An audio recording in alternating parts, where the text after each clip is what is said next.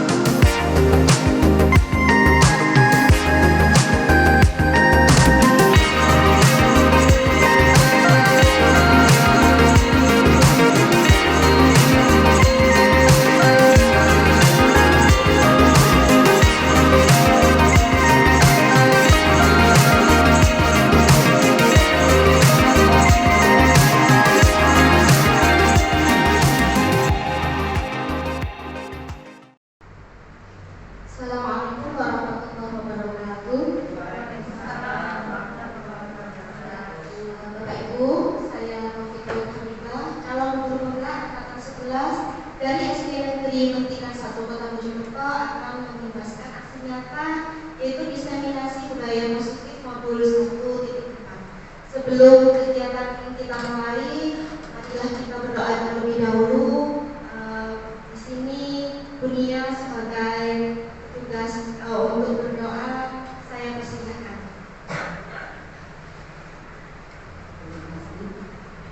Assalamualaikum warahmatullahi wabarakatuh. Untuk akan dipimpin dengan semoga acara ini bisa berjalan dengan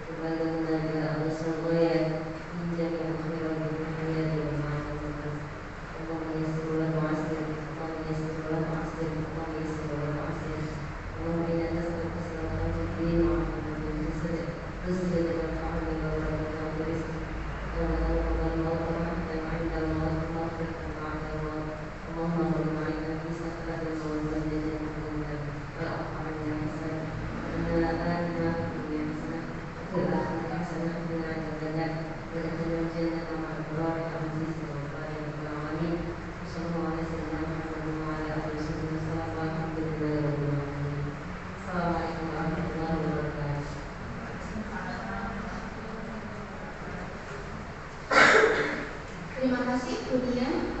Semoga acara pada hari ini berjalan dengan lancar dan membawa berkah bagi kita semua. Amin ya rabbal alamin.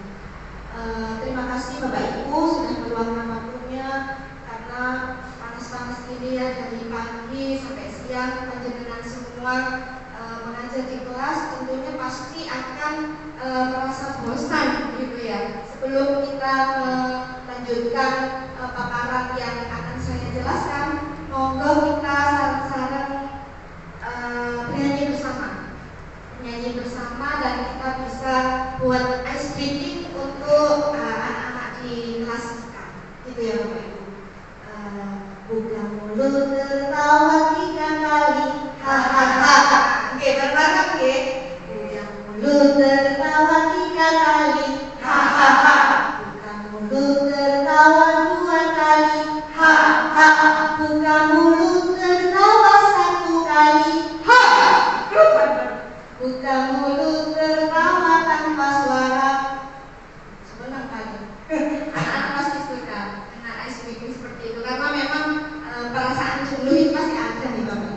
Ya, berikutnya rancangan tindakan untuk aksi nyata berbagi aksi baik, judul modul 1.4 budaya positif yang pertama yaitu kesadaran perilaku disiplin di sekolah masih kurang. Ada beberapa murid menerapkan kedisiplinannya itu hanya karena faktor luar seperti ingin dipuji, ingin mendapatkan hadiah, atau karena takut dan atau karena ada hukuman. Jika kita bertanya pada murid satu persatu, kita akan mendapatkan informasi bahwa murid tidak suka peraturan.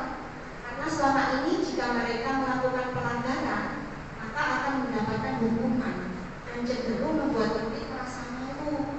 Sebagai seorang pendidik, kita diharapkan mampu menumbuhkan kesadaran perilaku secara internal, di mana kesadaran murid berperilaku positif, murid lahir dari hati nuraninya tanpa adanya rasa takut akan hukuman dan keinginan untuk mendapatkan imbalan, agar tercipta suasana yang aman, nyaman, dan menyenangkan di sekolah.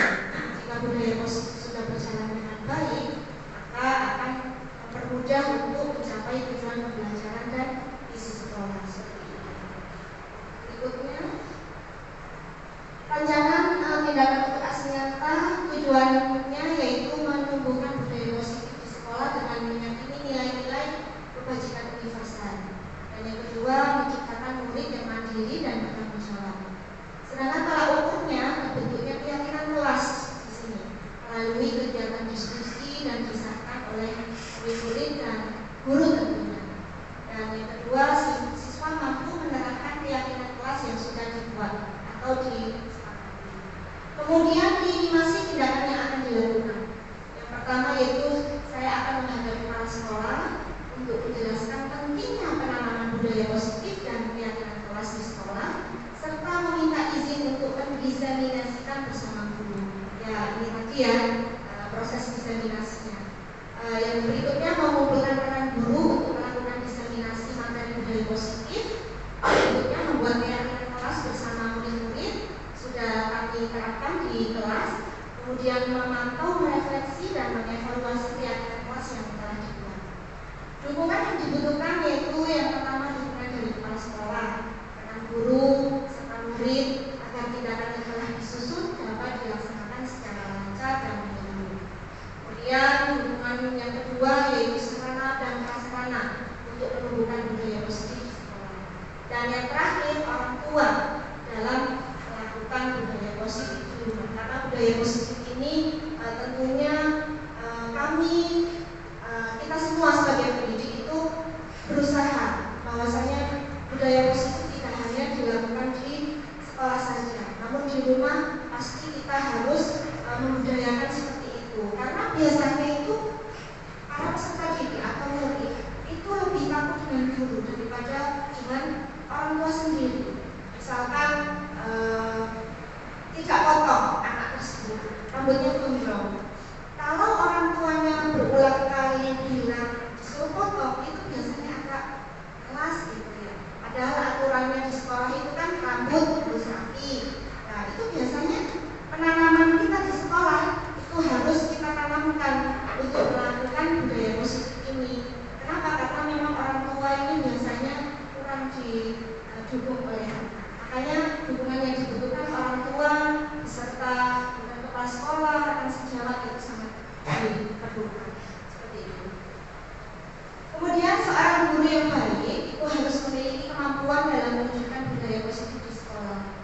budaya positif tersebut dapat dijalankan dengan menerapkan konsep-konsep inti seperti berikut. Ada 6 nanti yang perlu saya jelaskan di sini. Yang pertama yaitu disiplin positif, yang kedua motivasi perilaku manusia, ketiga keyakinan sekolah atau kelas, yang keempat kebutuhan dasar manusia, kelima posisi kontrol restitusi, dan yang terakhir yaitu segitiga restitusi. Nanti akan saya paparkan lebih lanjut. Berikutnya, yang pertama tadi disiplin positif ya. Disiplin positif itu merupakan suatu cara penerapan disiplin yang mengajarkan anak bertanggung jawab dan menumbuhkan kesadaran diri berdasarkan nilai-nilai kebajikan. Nilai-nilai kebajikan contohnya bertanggung jawab, kemudian jujur, kemudian yang bagus-baguslah nilai kebajikannya. Kemudian disiplin diri dapat membuat murid memahami dan menyadari berdasarkan motivasi internal, bukan akibat paksaan, ujian atau hukuman.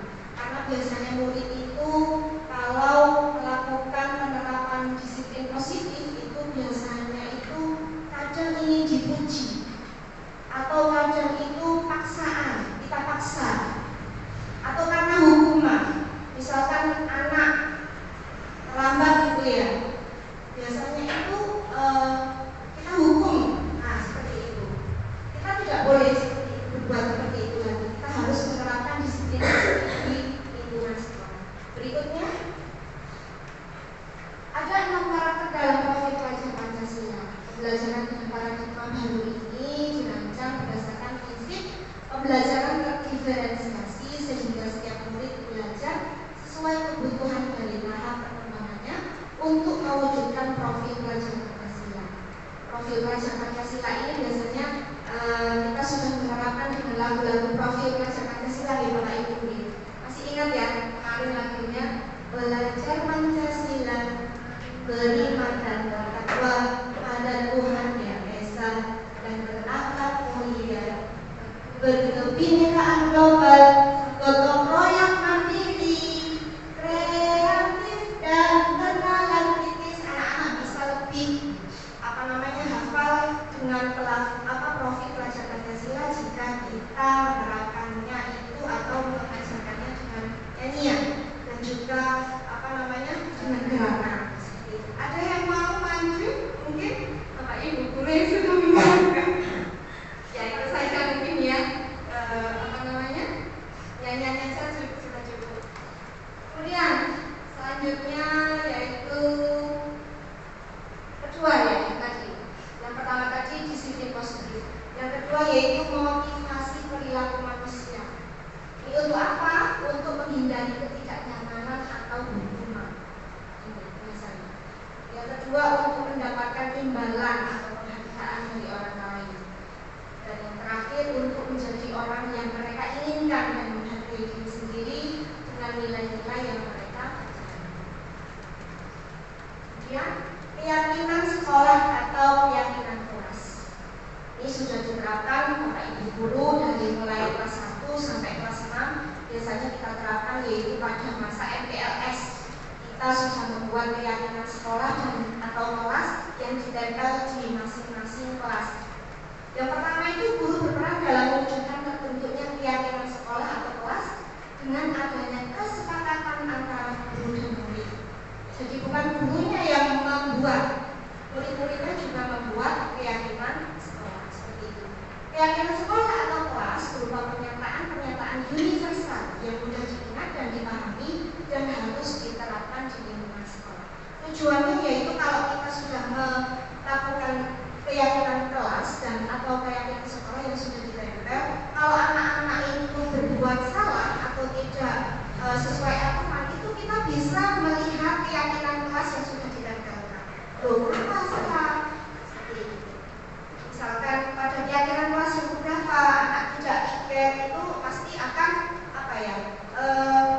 terekam nanti dalam memorinya karena sudah dibiasakan menyepakati keyakinan sekolah seperti itu.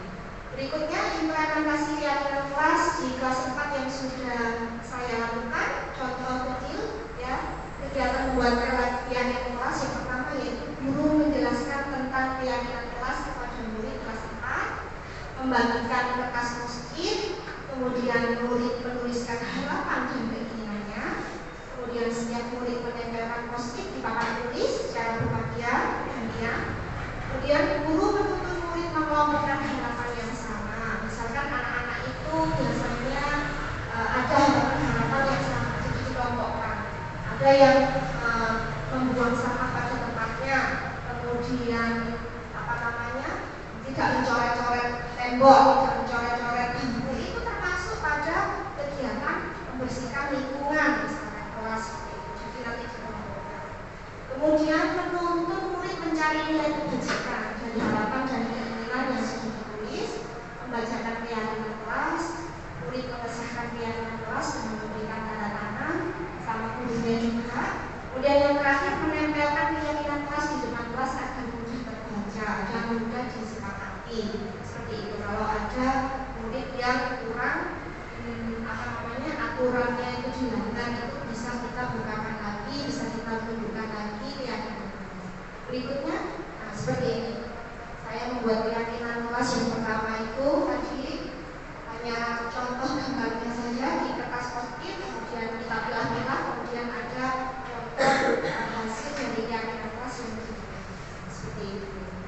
Berikutnya yaitu kebutuhan dasar manusia yang nomor 4. Pernyataannya, ketika seorang murid melakukan suatu perbuatan yang bertentangan dengan nilai-nilai kebajikan atau melanggar peraturan, hal itu sebenarnya dikarenakan mereka gagal memenuhi kebutuhan dasar mereka. Nah, kebutuhan dasar manusia ini kita ulas menjadi beberapa. Nah, ada 5 kebutuhan dasar manusia. Yang pertama yaitu kebutuhan bertahan hidup. Kedua, kasih sayang dan rasa diterima. Yang ketiga, kepenguasaan. Dan yang keempat, kebebasan. Terakhir yaitu kesenangan. Berikutnya, studi kasus. Kita baca bersama-sama. Ibu Zulaikha, guru wali kelas 9H, sedang bingung menghadapi kelas salah satu murid di kelasnya, yaitu Tommy namanya. Beberapa anak telah mengeluhkan Tommy yang seringkali meminta bekal makan siang dengan cara paksa. Jika Anda menghadapi situasi seperti Ibu Zulaikha, apa sih yang akan Anda lakukan? Menurut Anda, kira-kira apa alasan Tommy melakukan hal itu? Mungkin ada Bapak Ibu yang ingin memberikan sepatah dua kata dari pendapatnya. Mungkin Bu Lisa ya. Terima kasih Bu Novi.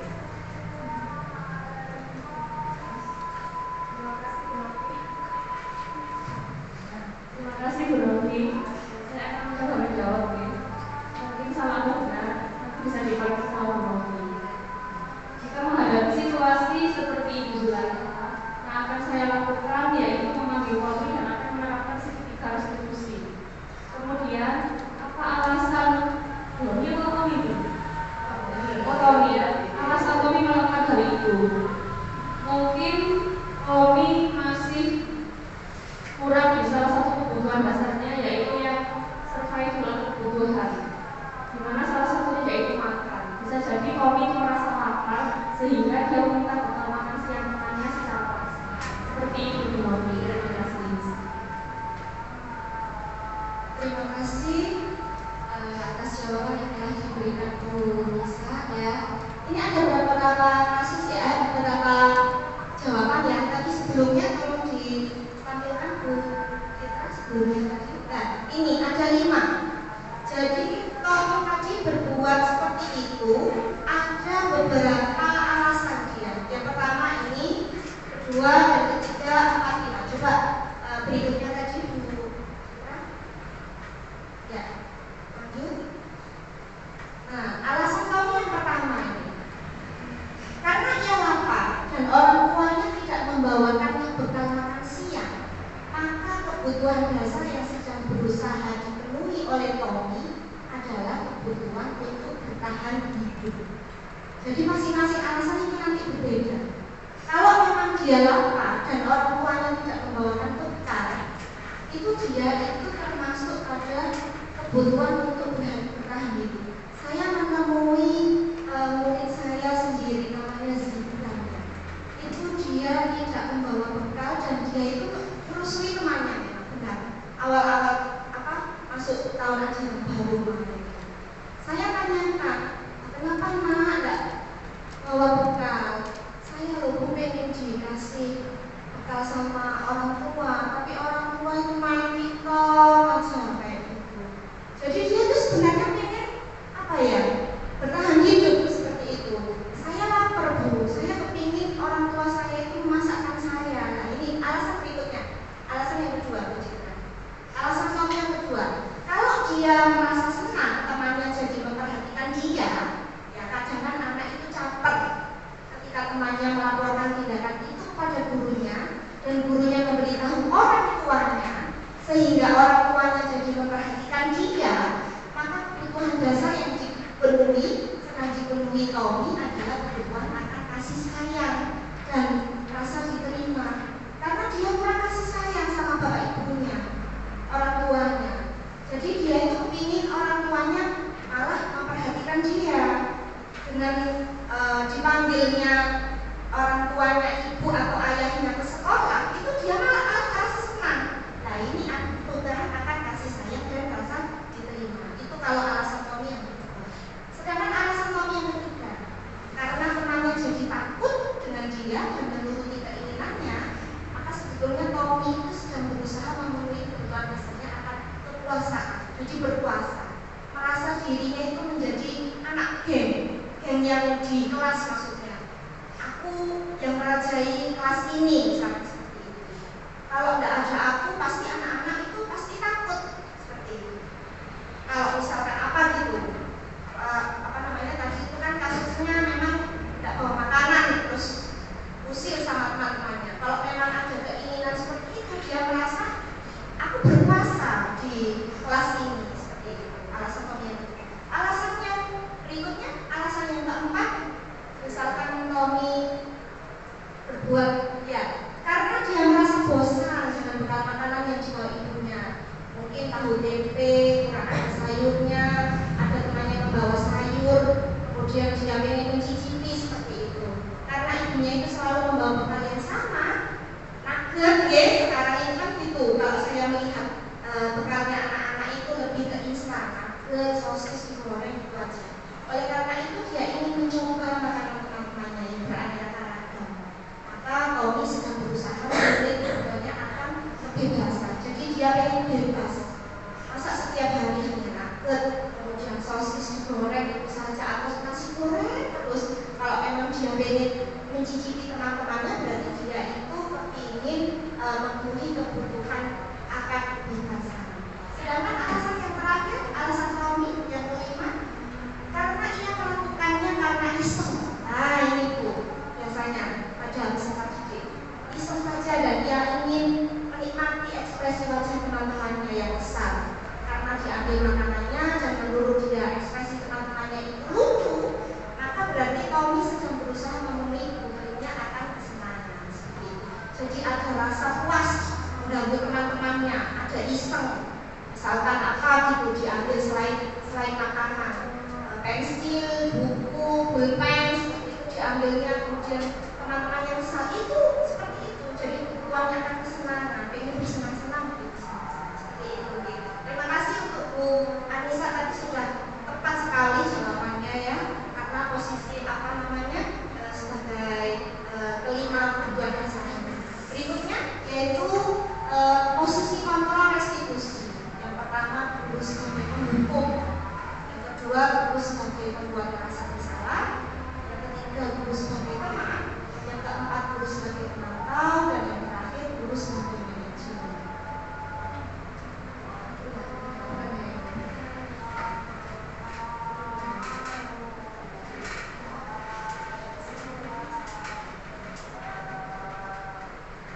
Posisi kontrol, iya, sudah posisi kontrol yang tadi itu diantara posisi kontrol tersebut sebaiknya seorang guru itu menggunakan posisi kontrol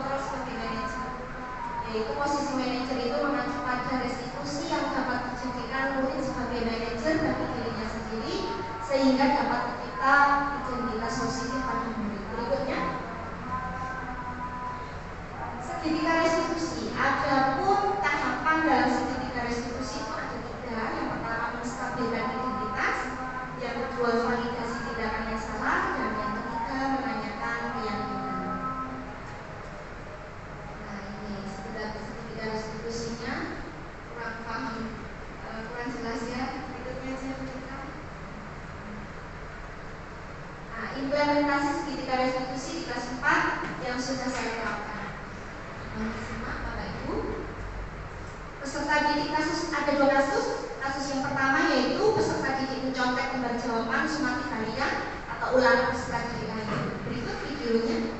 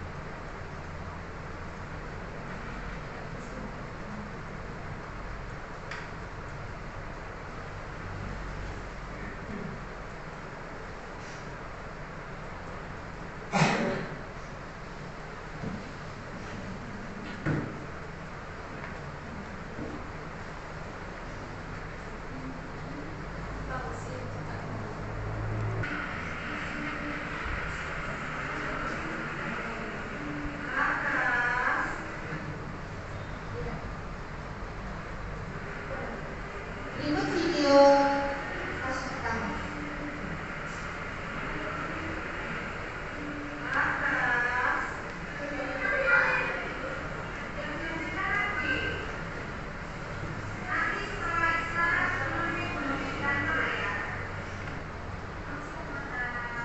Nah, ini menstabilkan identitas.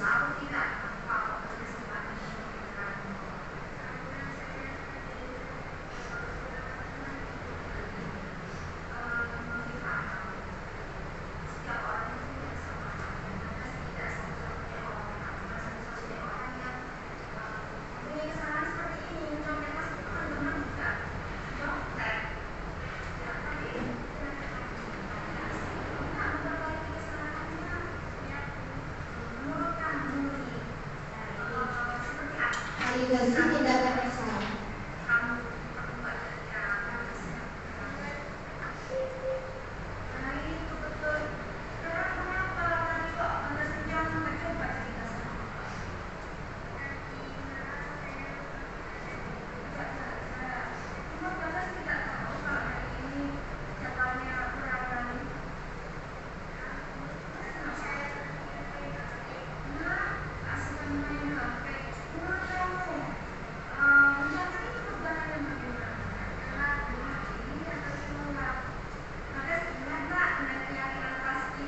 Nah, berikutnya menanyakan keyakinan.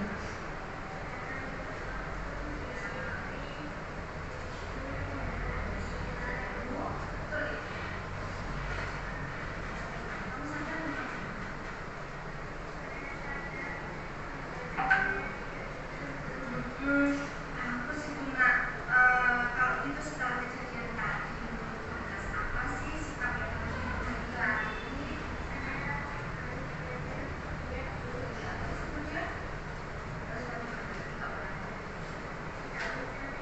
mulai terus sih bagus mah itu semangat belajar ini berbagi juga kalau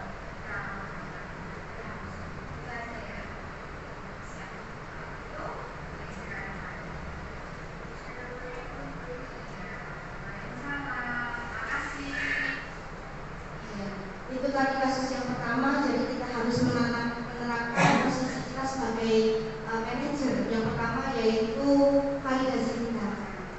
Kemudian yang kedua tadi, kemudian berikutnya menanyakan keyakinan. Selanjutnya tanggapan dari siswa.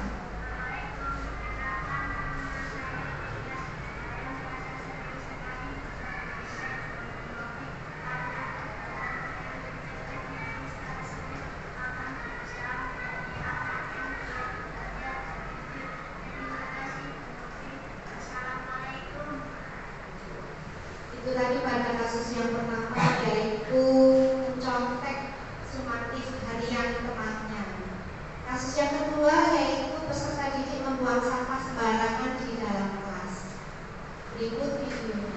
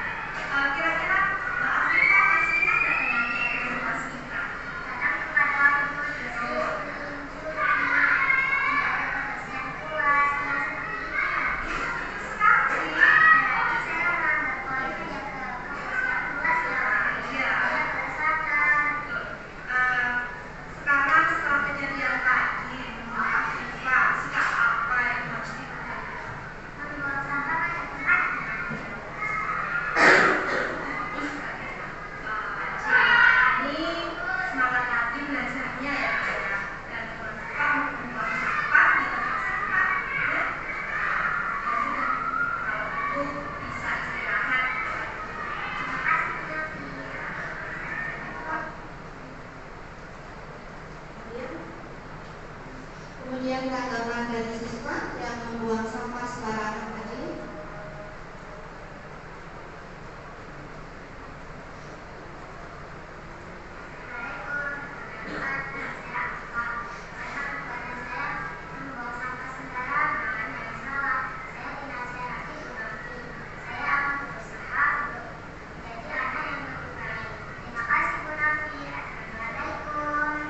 Ya, seperti itu Bapak Ibu. Jadi kita sebagai pendidik itu tidak boleh langsung menyalahkan anak, apalagi memarahi anak di depan teman-temannya. Tadi itu pada kasus yang pertama, si Bagas itu mencontek temannya karena alasannya yaitu dia bangun apa namanya? Iya, main HP dan tidurnya terlalu malam. Nah, seperti itu, terlalu larut malam.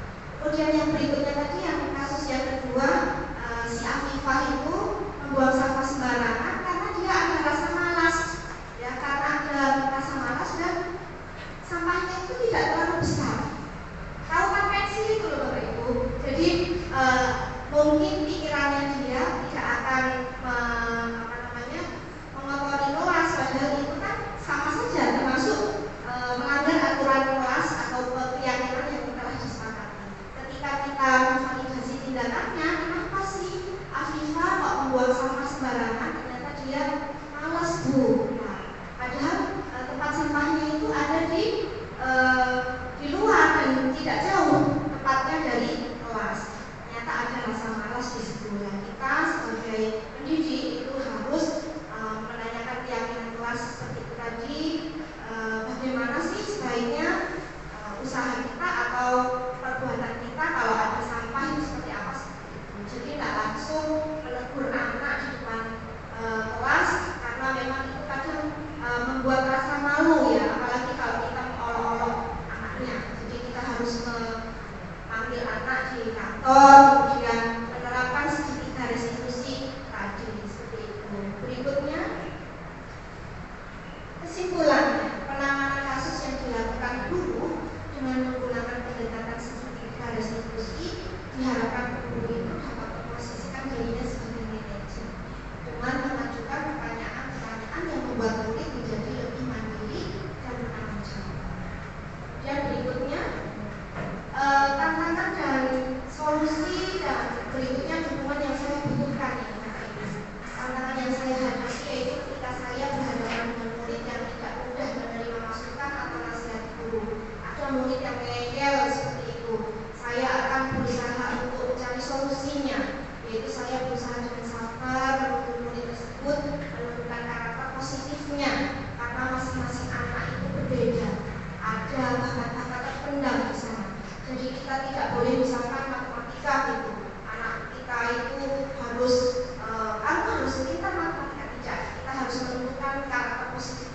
menggali bakat dan minatnya. Mungkin anak tersebut tidak ahli dalam bidang matematika, mungkin pelajaran olahraganya menonjol atau tidak seperti itu, gambarnya sangat bagus atau vokal suaranya seperti itu. Jadi kita harus menemukan karakter positif. Kemudian menjalin komunikasi yang baik dengan murid dan warga sekolah. Menjalin komunikasi yang baik dengan murid itu dari hati ke hati. Karena anak itu ya seperti itu tadi. Biasanya kalau anak berpendidikan agak menyimpang itu biasanya ada kebutuhan dasar yang 5 tadi yang tidak dimiliki. Jadi mereka itu berbuat sedemikian rupa, berbuat kesalahan itu ada karena ada alasannya seperti itu. Yang kemudian melakukan kolaborasi dengan warga sekolah. Untuk dukungan yang dibutuhkan, saya dukungan seluruh warga sekolah dari panjenengan semua dan dalam menerapkan budaya positif. Kemudian yang berikutnya sarana dan prasarana untuk menumbuhkan budaya positif di sekolah. Banner-banner kita sudah memasang jadwal kebersihan, itu kan juga kita menerapkan budaya positif, itu sarana dan prasarana di sekolah. Kemudian dukungan dari orang tua dalam melakukan budaya positif. Ya Bapak Ibu, untuk penerapan segitiga restitusi tadi ada 3 tahapan. Siapa nih dari Bapak Ibu semua yang masih ingat tadi ada beberapa tahapan tadinya? Apa? Monggo. Ya, Bu Citra.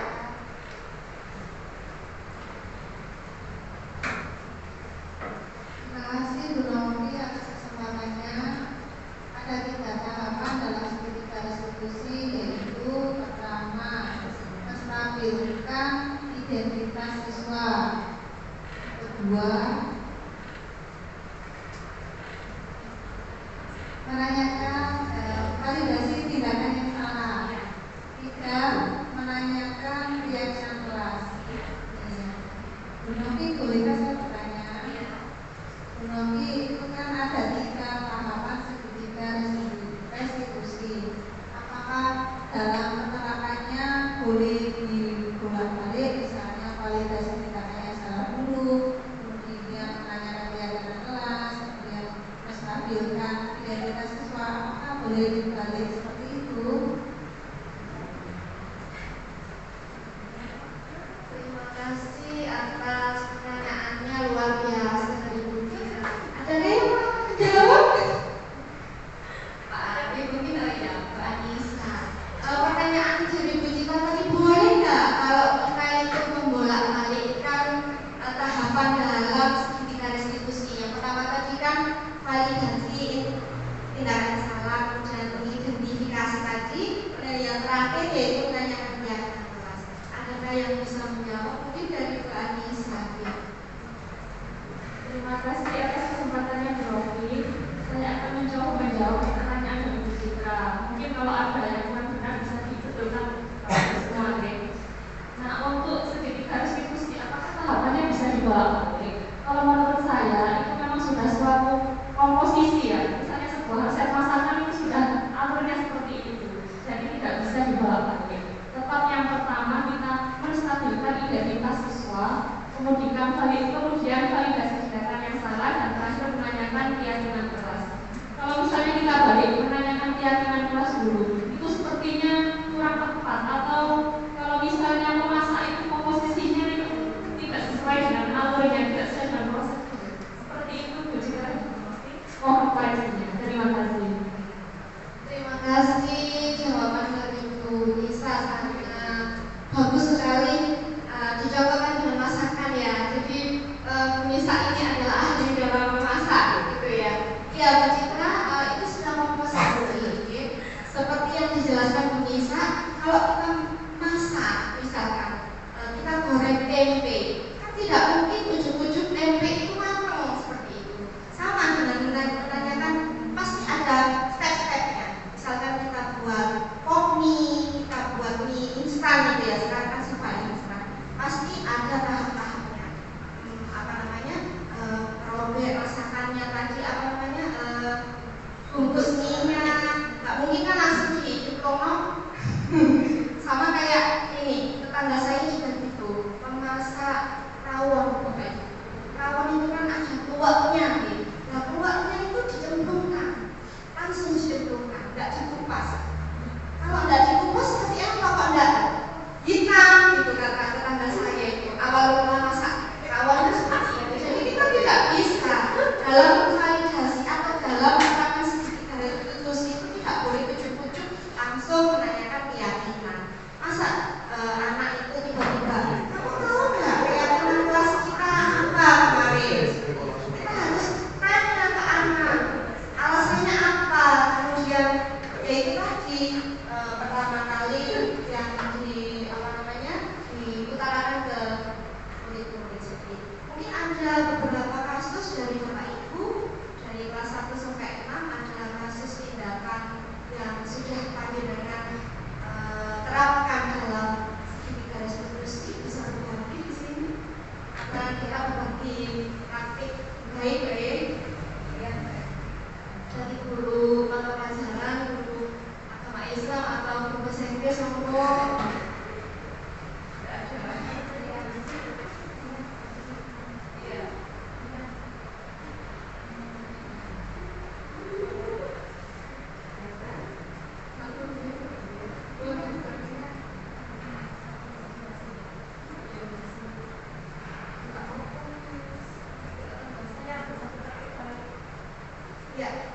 Bu Nisa mungkin berbagi praktik baik dari kelas 1 ya Bu Nisa lagi, nggak apa-apa ya? Ya monggo. Terima kasih Bu Novi atas kesempatannya. Saya berbagi praktik baik tentang penerapan segitiga restitusi. Sebenarnya saya tidak setiap hari menerapkan karena menurut saya itu membutuhkan waktu yang lebih panjang dan juga pengelolaan ekosistemnya yang lebih stabil. Terlalu jujur. Jadi ini saya ambil contoh itu Raka sebenarnya banyak sekali tokoh yang bisa diambil contoh di kelas 1 ya. Mungkin Bapak Ibu juga sudah tahu banyak lakon di kelas 1. Ini yang saya ambil contoh itu Raka. Kapan hari Raka itu beradu mulut dengan temannya Cahya.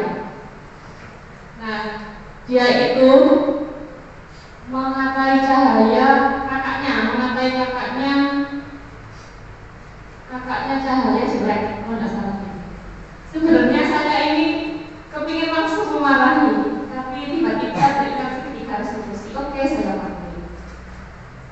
Di situ saya melihat Raka itu penuh emosi. Raka saya tanya, pertama itu berarti sebelum memvalidasi menstabilkan identitas, saya memposisikan diri Raka. Oke, setiap orang pasti pernah marah. Kemudian saya tanyakan validasi yang kamu lakukan itu benar atau salah. Dia paham kalau dia itu salah. Kemudian apa yang harus kamu lakukan atas kesalahan kamu? Oke, minta maaf. Dan tidak sesuai dengan keyakinan kelas yang mana, menyayangi teman, ya saling menyayangi, tidak mengambil contoh yang itu. Ternyata usut-punya usut itu ketika saya panggil Raka saat menerapkan segitiga restitusi. Tapi kan saya juga tidak akan banyak kalau hanya menanyai Raka saja. Kemudian si Cahaya juga saya panggil. Ternyata dua-duanya juga salah. Intinya seperti itu. Itu hanya satu contoh kecil saja. Dalam satu hari, kalau misalnya saya menerapkan segitiga restitusi itu gak kau belajar dan gak kau beristirahat. Seperti itu Bapak Ibu. Terima kasih. Terima kasih luar biasa bisa sudah menerapkan segitiga restitusi. Itu juga Bapak Ibu guru pastinya sudah menerapkan segitiga restitusi. Cuma mungkin baru tahu ya adanya istilah-istilah dalam segitiga restitusi. Seperti itu. Kemarin saya ketika loka itu ada beberapa Bapak Ibu guru calon guru penggerak itu yang tidak setuju dengan tahapan yang pertama, yaitu menstabilkan identitas. Saya tahu kamu berbuat salah, dan guru juga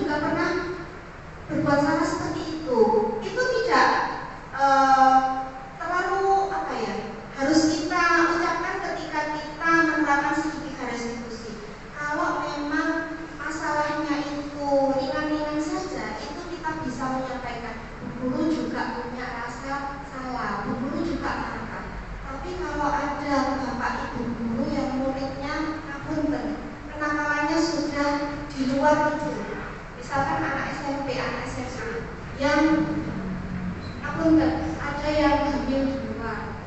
Nah, kalau kita menerapkan segitiga restitusi yang menstabilkan identitas, ya, iya, saya tahu itu salah, atau merokok atau narkoba. Itu penerapan segitiga restitusi menurut saya untuk tahapan yang pertama kali kita ucapkan kepada peserta cuci itu tidak dibenarkan, karena memang narkoba itu kan sudah memang masalah yang sudah bukan masalah seperti ini lagi, mencontek bukan seperti itu. Yang saya tahu kalau kamu salah. Nah, seperti apa ini? Misalkan itu tadi merokok, itu saya rasa harus kita bisa menerapkan sesuai dengan konteks masalah yang terjadi pada peserta didik. Seperti itu Bapak Ibu. Berikutnya, terima kasih Bapak Ibu. Jadi sekian yang dapat saya sampaikan. Mohon maaf apabila ada kesalahan. Ini masih Assalamualaikum warahmatullahi wabarakatuh.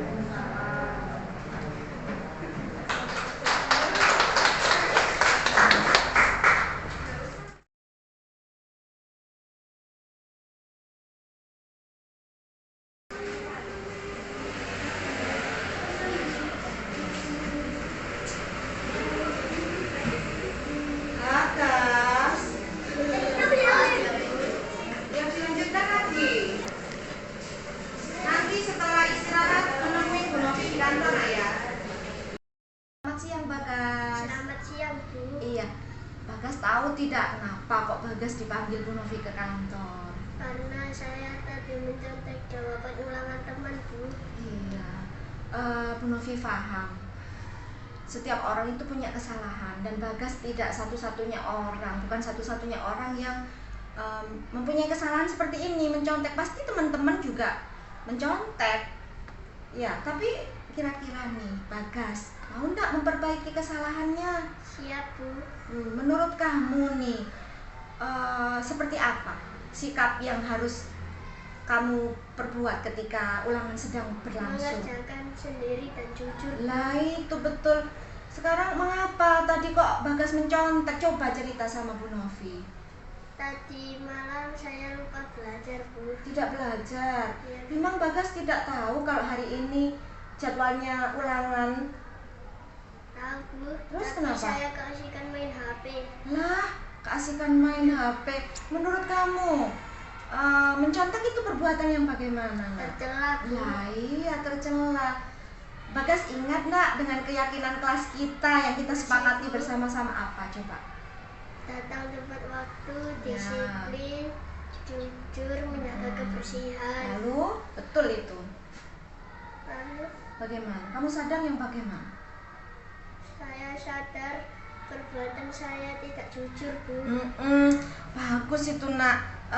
Kalau gitu setelah kejadian tadi, menurut Bagas apa sih sikap yang harus diperbaiki lagi? Saya harus belajar lebih giat, Bu. Iya, terus kemudian harus bagaimana ketika ulangan?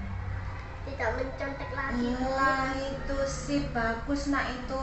Berarti semangat dalam belajar harus memiliki kepribadian jujur nak ya kalau ketika ulangan berlangsung. Gitu aja ya. Iya, siap. Kalau gitu boleh istirahat lagi. Assalamualaikum, Bu. Iya, waalaikumsalam. Makasih. Anak-anak, kita akan mempelajari matematika yaitu bab perkalian. Loh, Afifah. Gimana sih? Nanti menemui Bu Novi di kantor ya nak ya? Selamat siang Afifah. Selamat siang, Bu. Iya, Afifah tahu tidak kenapa kok dipanggil Bu Novi ke kantor? Tahu, Bu, karena tadi saya membuang sampah sembarangan. Iya, Bu Novi paham. Afifah, setiap orang itu punya kesalahan dan kamu bukan satu-satunya siswa yang melanggar kesalahan ini. Masih banyak juga teman-teman yang lain. Tapi kamu sanggup nggak untuk memperbaiki kesalahan? Sanggup. Iya, terima kasih. Apa sih yang seharusnya kamu lakukan dengan sampah rautan pensilnya tadi? Membuangnya ke tempat sampah. Iya, betul sekali. Tapi Bu Novi pengen tanya nih, mengapa kami tadi membuang sampah sembarangan? Maaf Bu, tadi saya malas untuk membuang sampah. Padahal kan tempat sampahnya ada di luar, tidak jauh dari kelas. Iya Bu. Nah, ini menurut Afifah membuang sampah itu perbuatan yang bagaimana? Tercela Bu. Nah, betul itu. Kira-kira Mbak Afifah masih ingat nggak dengan keyakinan kelas kita? Datang tepat waktu, disiplin, cuci, menjaga kebersihan kelas, yang seperti itu kan Bu? Iya, betul sekali. Berarti saya melanggar poin menjaga kebersihan kelas ya Bu? Nah, iya. Saya baru sadar. Betul. Sekarang setelah kejadian tadi, menurut Afifah, sikap apa yang harus diperbaiki lagi? Membuang sampah pada tempatnya. Iya, betul sekali. Kalau begitu bagus berarti nak. Sementara ini semangat lagi belajarnya ya nak ya. Dan jangan lupa untuk membuang sampah di tempat sampah ya. Ya sudah. Kalau gitu bisa istirahat lagi. Terima kasih Bu Novi. Iya. Assalamualaikum. Assalamualaikum, perkenalkan nama saya Bagas. Saya merasa senang sekali bisa berbincang dengan Bu Novi karena perbuatan saya mencontek memang salah. Saya akan berusaha menjadi anak yang giat belajar dan jujur. Terima kasih Bu Novi. Wassalamualaikum. Assalamualaikum, perkenalkan nama saya Afifah. Karena perbuatan saya membuang sampah sembarangan memang salah. Saya dinasehati Bu Novi. Saya akan berusaha untuk menjadi anak yang lebih baik. Terima kasih Bu Novi. Assalamualaikum. Selamat siang Bapak Ibu guru hebat. Saya Citra Andriani, guru SDN Mentikan 1 yang tadi sudah mengikuti kegiatan diseminasi yang disampaikan oleh Bu Novi, calon guru penggerak angkatan 11. Beliau membahas tentang budaya positif yang ada dan dikembangkan di sekolahan SDN Mentikan 1. Saya merasa senang hari ini bisa mendengarkan, bisa mengikuti diseminasi yang disampaikan oleh Bu Novi. Ilmu yang disampaikan oleh Bu Novi terkait budaya positif sangat bermanfaat bagi saya sebagai guru untuk menerapkan diri saya sebagai guru mendampingi anak-anak di sekolah agar budaya positif bisa tertanam di murid-murid saya di SDN Mentikan 1 dan bisa berlanjut ditanam di rumah menjadi kebiasaan yang positif, kebiasaan yang bagus. Dari kegiatan diseminasi ini, saya termotivasi untuk melakukan tindakan-tindakan positif, aksi-aksi nyata, penerapan disiplin positif di dalam saya mengajar. Terima kasih banyak Bu Novi ilmunya hari ini. Sukses selalu untuk Bu Novi. Saya doakan semoga kegiatan pendidikan guru penggerak bisa berjalan lancar dan lulus dengan nilai yang maksimal. Terima kasih Bu Novi sudah berbagi dengan kami. Assalamualaikum warahmatullahi wabarakatuh. Selamat siang Bapak Ibu guru hebat. Perkenalkan, saya Anissa Kurniati, guru kelas 1 dari SDN Mentikan 1 Kota Mojokerto. Pada siang hari ini saya telah menghadiri kegiatan diseminasi modul 1.4 budaya positif oleh Ibu Novi Thawib Habibah. Kesan dan pesan saya pada kegiatan siang hari ini, saya merasa tercerahkan dan sangat bersemangat untuk menerapkan segala ilmu yang telah disampaikan pada modul 1.4 budaya positif. Saya merasa mendapatkan insight baru untuk menerapkan wawasan yang baru saya peroleh pada diseminasi pada kesempatan kali ini. Adapun beberapa insight baru tersebut, yang pertama adalah tentang posisi kontrol guru dalam mendisiplinkan murid, yaitu bahwa guru sebagai manajer, tidak lagi menjadi penghukum, pembuat merasa bersalah, ataupun sebagai teman. Untuk selanjutnya tentang budaya positif yang segitiga restitusi, bahwa kita untuk menerapkan budaya positif pada murid-murid kita, kita dapat menggunakan segitiga restitusi yang ada 3 tahapan. Yang pertama, menstabilkan identitas, kemudian validasi tindakan yang salah, dan yang terakhir, menanyakan keyakinan kelas. Dalam hal ini saya merasa tertarik untuk membuat kesepakatan kelas atau keyakinan kelas dengan murid-murid di kelas saya, di mana itu bukanlah peraturan yang dibuat oleh guru, tetapi kesepakatan yang dibuat bersama guru dan murid dan disahkan bersama-sama, sehingga murid merasa memiliki dan membuat kesepakatan itu. Harapannya untuk kedepannya anak-anak yang membuat kesepakatan itu bisa lebih sadar dari motivasi internal untuk menerapkan budaya positif. Demikian yang dapat saya sampaikan. Terima kasih. Wassalamualaikum warahmatullahi wabarakatuh.